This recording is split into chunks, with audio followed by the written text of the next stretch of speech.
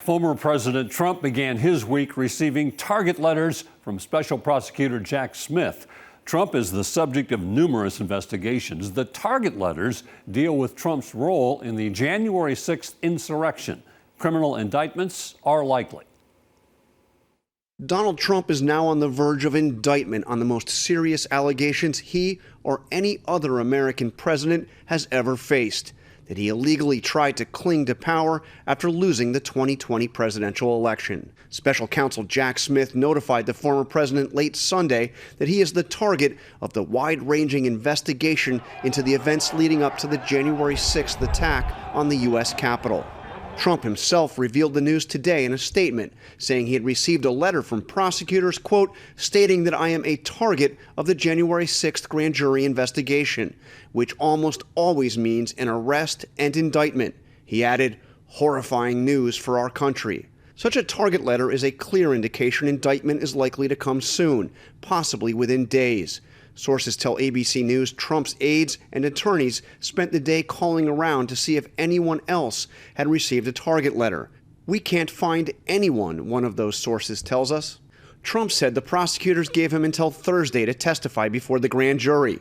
Sources close to the former president say he is unlikely to accept the offer. No word from Smith himself. CNN's cameras catching him today grabbing a sandwich. That's Jack Smith getting lunch at Subway.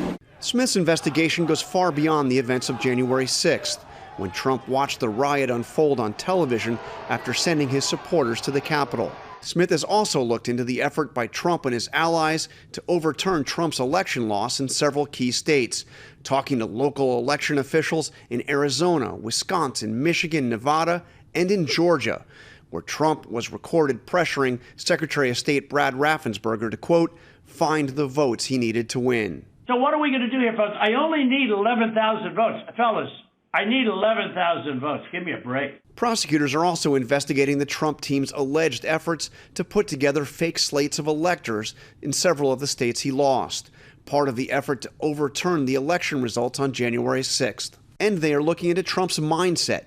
Did he know that he had lost when he sent thousands of his enraged supporters to the Capitol? We're going to walk down to the Capitol,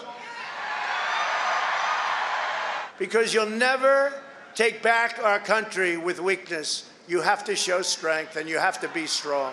The special counsel recently spoke to several of those closest to Trump, including son-in-law Jared Kushner and top aides Hope Hicks and Johnny McEntee, seeking to establish whether Trump knew he had lost the election, but illegally tried to overturn it anyway, ultimately sending that mob to Capitol Hill.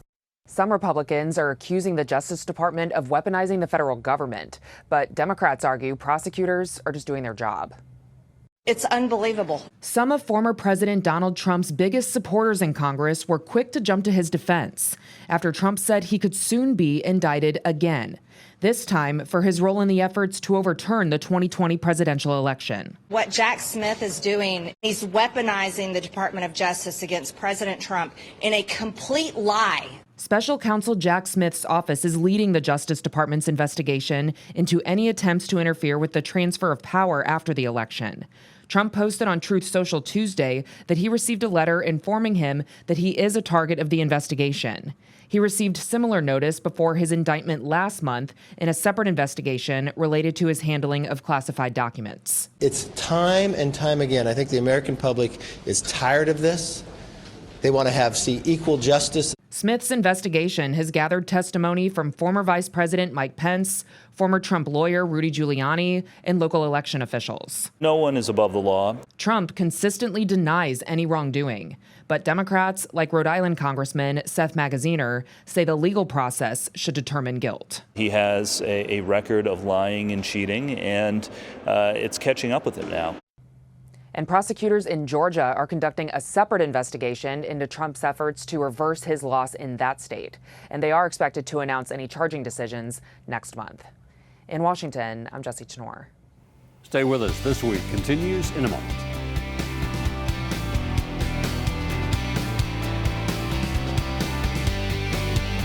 Thanks for spending part of your weekend with us. That will do it for another edition of This Week. We hope to see you back here next weekend for another edition of This Week. You have a great week.